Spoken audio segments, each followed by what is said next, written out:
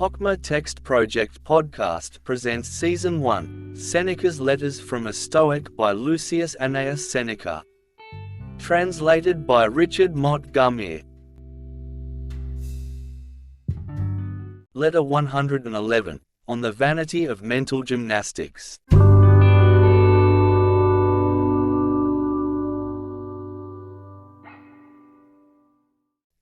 You have asked me to give you a Latin word for the Greek sophismata.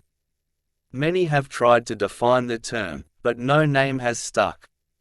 This is natural, inasmuch as the thing itself has not been admitted to general use by us. The name, too, has met with opposition. But the word which Cicero used seems to me most suitable. He calls them cavalationes. If a man has surrendered himself to them, he weaves many a tricky subtlety, but makes no progress toward real living.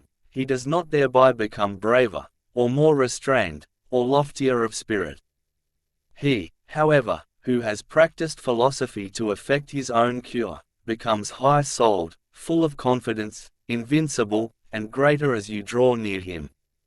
This phenomenon is seen in the case of high mountains, which appear less lofty when beheld from afar, but which prove clearly how high the peaks are when you come near them. Such, my dear Lucilius, is our true philosopher, true by his acts and not by his tricks. He stands in a high place, worthy of admiration, lofty, and really great. He does not stretch himself or walk on tiptoe like those who seek to improve their height by deceit, wishing to seem taller than they really are. He is content with his own greatness.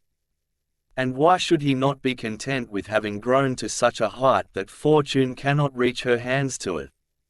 He is therefore above earthly things, equal to himself under all conditions, whether the current of life runs free, or whether he is tossed and travels on troubled and desperate seas. But this steadfastness cannot be gained through such hair-splittings as I have just mentioned. The mind plays with them, but profits not a whit.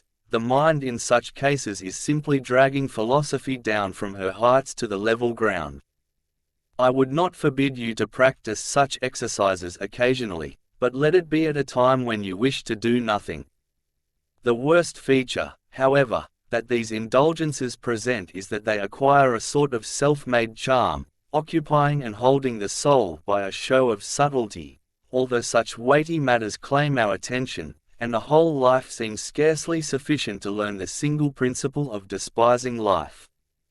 What, did you not mean, control, instead of despise? No, controlling is the second task, for no one has controlled his life aright unless he has first learned to despise it. Farewell.